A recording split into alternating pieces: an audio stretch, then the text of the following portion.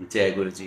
गुरु जी की प्यारी प्यारी संगत को बहुत बहुत नमस्कार। आज सौभाग्य प्राप्त हुआ है मुझे अपना सत्संग आप लोगों को सुनाने का।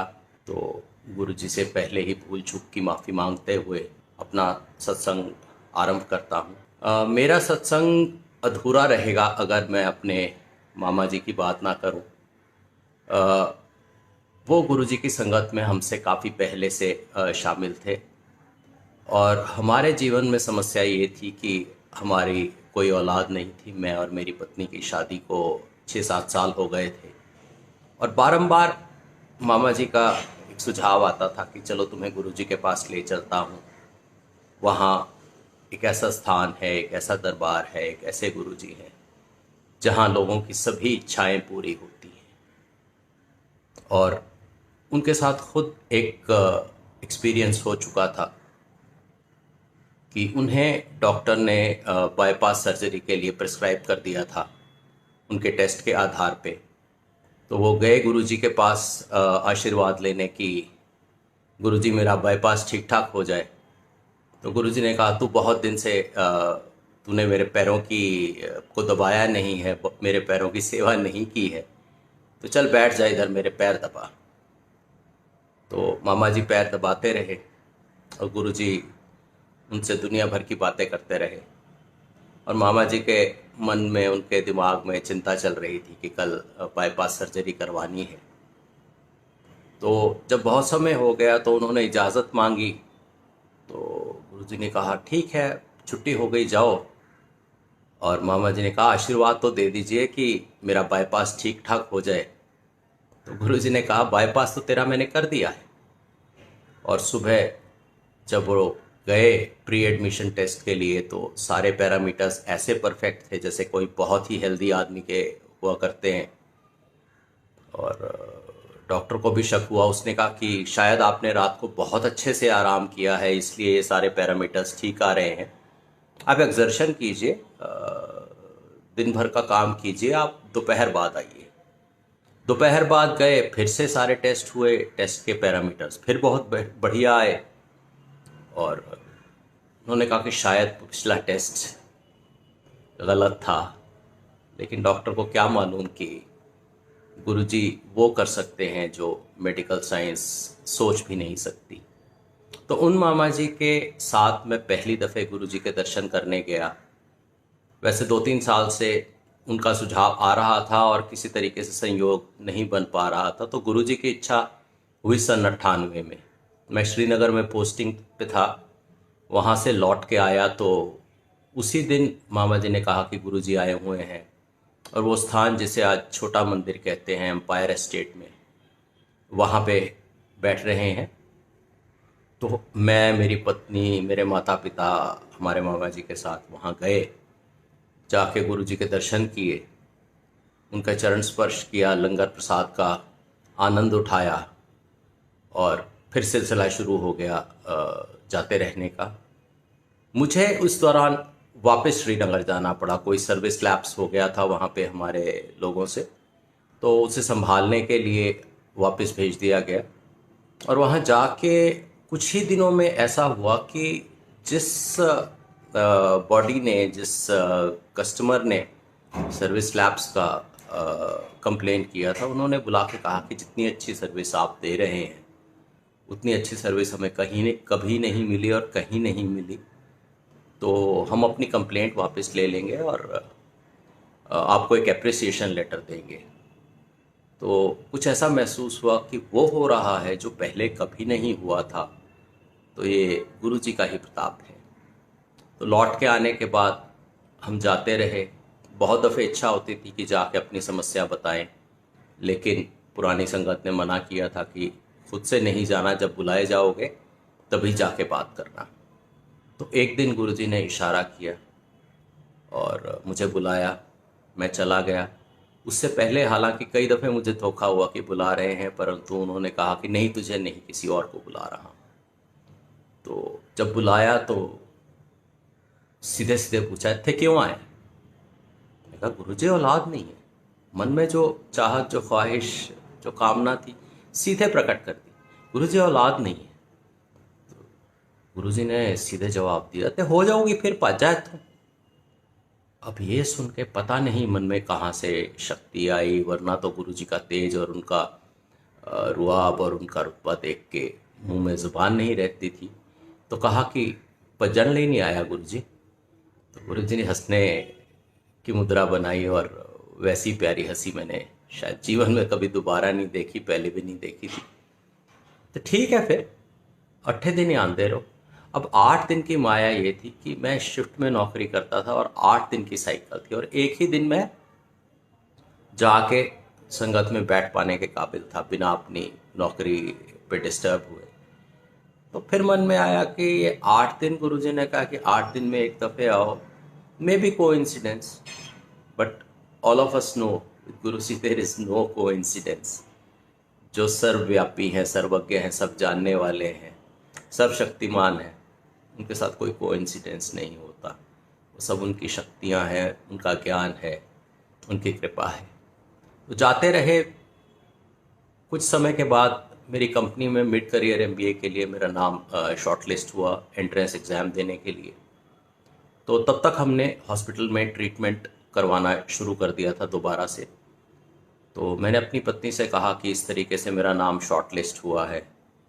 तो उसे बहुत बुरा लगा। उसने कहा कि अगर आप सिलेक्ट हो जाते हैं तो आप 1 साल के लिए चले जाएंगे, और ट्रीटमेंट और प्रेगनेंसी ये सब चीज़ें 1 साल के लिए पीछे चली जाएंगी, और पता नहीं दोबारा ट्रीटमेंट स्टार्ट होने पे उतना असर हो या ना हो, क्या होता है। तो मैंने कहा चलो गुरुजी से पूछ लेते हैं। तो गए, संगत में बैठे, जैसे लंगर शुरू होने वाला था जाके पूछा, गुरुजी नाम शॉर्ट लिस्ट हुआ है मिड करियर एमबीए के लिए, तो एग्ज़ाम दे दूं? तो गुरुजी ने सीधे जवाब दिया, ज़िंदगी में बार बार मौका नहीं मिलता, आप एग्ज़ाम दे दीजिए। मैंने एग्ज़ाम दे दिया। उसके बाद बहुत दिनों तक, जैसे कंपनियों में होता है, र्यूमर लिस्टें फ्लोट करती रही, और र्यूमर लिस्टों में मेरा नाम नहीं था। मैंने पत्नी को कहा कि देखो र्यूमर लिस्ट में मेरा नाम नहीं है। हालांकि दिल में विश्वास था कि भाई गुरुजी ने कहा है एग्ज़ाम देने के लिए, तो नाकामयाब होना तो संभव ही नहीं है। और एक दिन की बात है कि डॉक्टर जो हमें ट्रीट कर रही थी वो 2 अटेम्प्ट आईयूआई के कर चुकी थी। आईयूआई एक रिलेटिवली इनएक्सपेंसिव मेथड है, और उसने कहा था कि तीसरी दफ़े एक ट्राई करूँगी, और अगर कामयाब नहीं हुआ तो आईवीएफ करना पड़ेगा। और आईवीएफ उस समय के हमारे हालात के हिसाब से अफोर्डेबल नहीं था, और उसकी मेडिकल रीइंबर्समेंट भी नहीं मिलती है। तो बेहद मुश्किल नज़र आ रहा था कि यार आईयूआई का तीसरे अटैम्प्ट अगर नाकामयाब हुई तो क्या होगा। तो मैं और पत्नी हम चले गए, एक सैंपल दिया, वो टेक्नीशियन ने रिजेक्ट कर दिया, कहता आप दोबारा सैंपल दीजिए। तो दफ्तर में कह के आया था कि कुछ लेट आऊँगा, तो फिर फ़ोन किया, कहा कि भाई लंच के बाद आऊँगा या शायद ना भी आऊँ। तो सामने से आदेश आया बड़े अफसर का कि भाई नहीं, आज आपको आना ही पड़ेगा, बहुत ज़रूरी है, आप आइए। तो गया, दूसरा सैंपल दिया, वो एक्सेप्ट हो गया। अब डॉक्टर ने आईयूआई करना था, तो पत्नी की एक मित्र को बुलाया।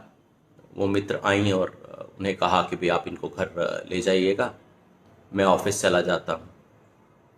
ऑफिस गया तो बॉस बहुत गुस्से में, कहते अरे यार ये क्या है, तुम्हारा मिड करियर एमबीए के अंदर सिलेक्शन हो गया है। मैंने मन में सोचा मेरा क्या हो गया, ये तो गुरुजी का किया है जो सामने आया है। तो तुम मुझे सोम मंगलवार तक बताओ कि तुम ज्वाइन कर रहे हो या नहीं कर रहे हो, क्योंकि मुझे जवाब देना है।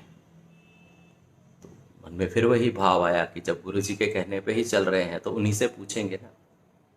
तो शाम को एक दिन के बाद गए, संगत में बैठे, गुरुजी के चरणों में जाके प्रश्न खड़ा किया, गुरुजी सिलेक्शन हो गया आपके आशीर्वाद से। गुरुजी ने कहा जाओ फिर करो, फिर तो कल्याण हो गया।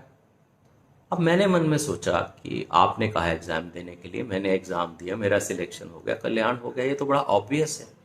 लेकिन जो ऑब्वियस नहीं था, जो सिर्फ गुरुजी को ही मालूम था, वो बाद में सामने आना था। जब मैं चला गया, मैंने ज्वाइन कर लिया, 1 हफ्ते 10 दिन के बाद मैं लौट के आया, तो पत्नी ने कहा कि आते समय एक प्रेगनेंसी किट लेते आइएगा। और मैं लेके आया। अगले दिन सुबह उसने टेस्ट किया, और देखिए गुरुजी का चमत्कार, उन्होंने कब का कह दिया था कि फिर तो कल्याण हो गया, एंड शी टेस्टेड पॉजिटिव। हम लोग खुशी से पागल हो गए। बिल्कुल गुरु जी की तस्वीरें चूम रहे हैं, हंस भी रहे हैं, रो भी रहे हैं। समझ नहीं आ रहा कि जिस चीज़ का हमने 9 साल से इंतज़ार किया वो एकदम अचानक आज कैसे हो गई। सिर्फ गुरु जी की कृपा और कुछ भी नहीं। तो उस दौरान अब वाइफ प्रेग्नेंट, मैं 40 किलोमीटर दूर, हफ्ते के हफ्ते एक आध दिन के लिए आना। अब उसका कॉलेज में पढ़ाने का सिलसिला भी मुश्किल में। तो देखिए गुरु जी की कृपा, एक उसकी कलीग थी जिसके पास घर था कैंपस के अंदर, उसके पति की पोस्टिंग विदेश हो गई, और वो खुद आके उसने हमें ऑफर किया कि आप मेरे घर में रहेंगे, आप कॉलेज को एचआरए दे दिया कीजिएगा और मेरे घर में रह लीजिए। ये सब गुरुजी कर रहे हैं। और उसकी प्रेगनेंसी का सारा समय बहुत आराम से, आनंद से और नौकरी करते करते गुजरा। समय आने पे हमारे घर में पुत्र जन्म हुआ और उसको हम 40 दिन का होने पे गुरुजी के चरणों में लेके गए। और जैसे ही उसे गुरुजी के चरणों में रखा तो गुरुजी पत्नी से कहते हैं, पूनम आंटी मुंडा होर ले ले। अब ये स्तब्ध, हैरान कि अरे ये बच्चा तो 40 दिन का है और आप कह रहे हैं मुंडा होर ले ले। इसने कुछ जवाब नहीं दिया। हम लोग लौट आए। कहती है देखो 40 दिन का बच्चा, गुरुजी कहते हैं मुंडा होर ले ले। पर उसके बाद एक सिलसिला बन गया। जब भी हम जाएं गुरुजी प्रश्न पूछे, पूनम आंटी मुंडा होर ले ले, अब वो कुछ जवाब ना दे। फिर एक ऐसा हुआ कि मेरा ट्रांसफ़र वेस्ट बंगाल हो गया और मेरे हालात ऐसे नहीं थे कि मैं जा सकता था। पिताजी को डिप्रेशन था, भाई एक असाइनमेंट पे विदेश गया हुआ था 3 साल के लिए। अब पत्नी के पास एक बच्चा 3-4 महीने का, माता जी की भी सेहत ऐसी नहीं थी कि वो देखभाल कर पाए पिताजी की, तो बिल्कुल असंभव था। अब वो ऑर्डर हुए तो मैंने, एक सीनियर अफसर थे हमारे, दूर के रिश्तेदार थे, उनसे कहा तो उन्होंने कहा कि नहीं, जिस बहुत बड़े अफसर के साइन किए हुए हैं मैं उससे जाके जिरह नहीं कर सकता। वो बहुत ना मानने वाला और एकदम एरोगेंट और स्टबन किस्म का व्यक्ति है और मैं झाड़ नहीं खाऊंगा। तो तुम ऐसा करो, तुम जाने की तैयारी कर लो, मैं तुम्हारे लिए कुछ नहीं कर सकता। अब दिन में ये बात हुई, शाम को गए, संगत में बैठे, चरण स्पर्श करने के बाद गुरुजी को कहा कि गुरुजी वेस्ट बंगाल ट्रांसफ़र हो गया। जवाब मिला तो जाओ पात मच्छी खाओ उत्थे जाके। मैं कहा गुरुजी मैं तो ऐसा कोई खांदा नहीं है। चलो चलो जाओ, छुट्टी हो गई, छुट्टी हो गई। इतने में पत्नी ने आके चरण स्पर्श किया। गुरुजी ने फिर वही आशीर्वाद, पूनम आंटी मुंडा होर ले ले। अब पत्नी के दिमाग में जाने क्या आया, उसने कहा कि गुरुजी ये चले जाएंगे तो मुंडा कित्थों दोगे। तो मैं कुछ दूर खड़ा था। ओए अदरा, जी गुरुजी, और टेक्निकल प्रॉब्लम हो गई है कि मैनू मुंडा देना, कहती तुम चले जाओगे तो मुंडा किवें देंगा, चल तेरी ट्रांसफ़र कैंसिल। और पता नहीं गुरुजी की क्या करनी हुई, कैसे हुई। मैं 2 साल तक कहीं नहीं गया, ना ऑर्डर कैंसिल हुए ना मैं कहीं गया। ऐसा बस गुरुजी कर सकते हैं। और ज्वाइन करने की दोबारा उसी जगह पे तारीख थी 7 जुलाई 2001। तो समय कटता रहा। 2 साल बाद ट्रांसफ़र हुआ मुंबई। तो गुरुजी से कहा कि गुरुजी ट्रांसफ़र मुंबई हो गया, तो जाओ फिर, अच्छी गल है, इन्हों भी लै जाओ, परिवार नू भी लै जाओ। और बीच में इस दौरान क्या हुआ था कि पत्नी ने एक बार कहा कि गुरुजी हमेशा कहते हैं मुंडा होर ले ले, मुंडा होर ले ले। तो मैं जवाब नहीं देती। मैंने कहा जो तुम्हारी इच्छा वो जवाब दो ना। तो एक दिन गुरुजी ने कहा पूनम आंटी मुंडा होर ले ले। तो पत्नी ने कह दिया जो तुम्हारी इच्छा गुरुजी। अब उस दिन ऐसा कह दिया और 3 दिन बाद बिना किसी ट्रीटमेंट के, बिना किसी हार्मोनल इंजेक्शन के, बिना किसी चीज़ के, she conceived again and we were blessed with another son. वो होने से पहले पत्नी के मन में विचार आ रहा था कि एक लड़की हो जाए तो अच्छा। प्रश्न पूछना चाह रही थी गुरुजी से, जाके चरण स्पर्श किया। इससे पहले कि कुछ बोलती, गुरुजी ने क्या, पहले भी मुंडा, फिर भी मुंडा, और भी मुंडा। तो मैं कहा ले, मिल गया जवाब बिना पूछे। तो जब बम्बई ट्रांसफ़र हो गई, वहाँ पे जाने के बाद गुरुजी ने फिर से कहा इन्हें ले जाओ, नहीं तो मुंडा और दे देंगा। तो हमें समझना है ये लोग कैसे जाएंगे, ये नौकरी करेगी, दोनों बच्चों को देखेगी, क्या करेगी। अब उस पशुपेश में एक दिन गए और गुरुजी ने उसे कहा, पूनम आंटी तेन पता पीएचडी की होंगे? तो उसने कहा वही डॉक्टरेट इन फिलॉसफी। कहते हट, पीएचडी का मतलब होता है पागल होने का डर। तो वापसी पे लौट रहे थे, कहते हैं गुरुजी पीएचडी, पागल होने का डर, ये सब क्या कहते हैं? मैंने 2 और 2 4 जोड़ के किसी तरीके से समझ के फिर समझाया। मैंने कहा वो कह रहे हैं कि तू पीएचडी रजिस्टर कर ले, उसके साथ तेरे को छुट्टी मिल जाएगी, स्टडी लीव, और तू मुंबई जा पाएगी, और मुझे कह रहे हैं कि इनको लेके जा। तो वो सब बिल्कुल एकदम नेग्लिजिबल टाइम के अंदर हो गया और मेरा परिवार मेरे साथ मुंबई आ गया। वहाँ 2 3 संगत के लोगों को गुरुजी ने भेजा और वो सब भी बताया जो हमारे घर में था, हम जिस फ्लोर पे रहते थे, जो कि हमने कभी उनके सामने जिक्र नहीं किया, कुछ नहीं किया। और वो लोग आए, उन्होंने कहा कि ऐसा ही बताया था और आपका घर ऐसा ही है, और गुरुजी ने भेजा है, कहते जाओ उनसे मिल के आओ। तो जब 4 साल हो गए, 2007 की बात है, तो शुरू शुरू में मैं गया और मैं एक दिन छुट्टी के समय माथा टेकने वाला था। तो गुरुजी ने कहा कि तू दिल्ली आ गया? मैं कहा नहीं जी, मैं तो मुंबई हैगा। तैनू नहीं कह रहा, किसी होर नू कह रहा। पर दिमाग में समझ आ गया कि अब वापसी होने वाली है। इस बीच 2006 में पत्नी का डॉक्टरेट का प्री सबमिशन वाइवा था, प्रेजेंटेशन थी, फिर वाइवा था। तो 7 जुलाई 2006 को हम लोग दिल्ली में थे, जाके गुरुजी के जन्मदिन के उत्सव में शामिल हुए। वैसे जन्मदिन के उत्सव वाले दिन दसियों हजारों लोग वहाँ होते हैं। कई बार आदेश होता है कि चरण स्पर्श भी नहीं करना, दूर से हाथ जोड़ के आगे बढ़ते जाइए। पर उस दिन जाने क्या हुआ, गुरुजी ने कहा इधर आ। मैं गया, जी गुरुजी 11 जुलाई ਨੂੰ गुरु पूर्णिमा है, तू हाजिरी लगानी है। मैं जी गुरुजी। सारी टिकटें जो करवाई थी वापसी की चेंज कराई, और पत्नी ने कहा ये शायद मेरी हेल्प कराने के लिए किया है, मेरी प्रेजेंटेशन बनवाइए अब बैठ के। चलिए वो सब हुआ, उसका प्रेजेंटेशन बहुत अच्छा गया। और 11 जुलाई को हम गए, दूर से माथा टेका, गुरुजी की तरफ देखा, उन्होंने बिल्कुल कोई एक्सप्रेशन नहीं शो किया, कोई बात नहीं की। हमने कहा यार, रोका भी और कोई बात भी नहीं की, और इवन बिल्कुल कुछ रिकॉग्नाइज नहीं किया, क्या बात हो गई? पर उस प्रश्न का जवाब भी सिर्फ 15 मिनट दूर था। जैसे ही उस उत्सव से बाहर निकले, फ़ोन ऑफ था, फ़ोन ऑन किया, सैकड़ों एसएमएस आए हुए, आप कहाँ हैं, आप कैसे हैं, आप ठीक ठाक तो हैं। 11 जुलाई 2006 को दिल्ली बम्बई में मेरे ऑफिस के सामने वाले लोकल स्टेशन में और कई और स्टेशनों में बम धमाके हुए। और अगर गुरुजी ना रोकते तो मैं जाने कहाँ होता, और होता भी या नहीं होता ये वही जानते हैं।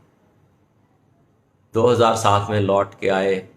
लौट के आने के बाद हम एक कंपटीशन एंटर किया करते थे बिजनेस सिमुलेशन का। तो 5 में और 6 में हम नेशनल फाइनल में पहुंचे थे, लेकिन जीते नहीं थे। 2007 में 1 जून से वो कंपटीशन होना था, लेकिन 31 मई 2007 को गुरुजी ने महासमाधि ले ली। मैं गया, उनके अंतिम दर्शन किए और दिल टूट गया, आंसू छूटने लगे, और बस ऐसा महसूस हो गया कि दुनिया ख़त्म हो गई है। लेकिन बाहर निकलने के बाद मैंने अपने टीममेट्स को कहा कि मेरे बस का कुछ नहीं है, मैं कुछ कर नहीं पाऊंगा, मेरे गुरुजी चले गए हैं। लेकिन गुरुजी ने इस चीज़ का जवाब भी कुछ ही दिनों में देना था,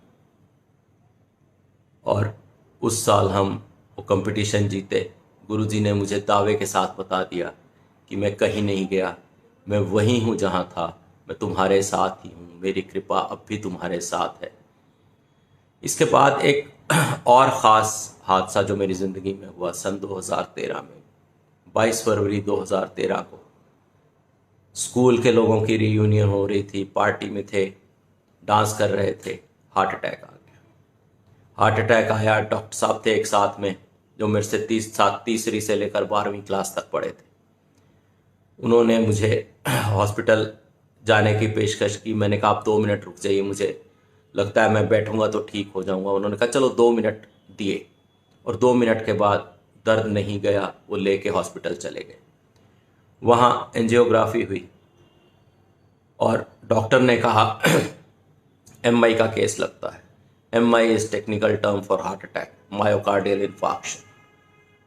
और मैं चूंकि कुछ बायोलॉजी पढ़ा था, मैं समझ गया, ध्यान में गया। अब कई लोग जो नॉन बिलीवर हैं या आधे मानने वाले हैं, वो कहेंगे कि ये आपका इल्यूजन भी हो सकता है, इमेजिनेशन भी हो सकती है। चाहे इल्यूजन है, इमेजिनेशन है, या जो भी है, कल्पना है, परिकल्पना है, मैं इस परिकल्पना के साथ कई कई जन्म तक जीना चाहूँगा।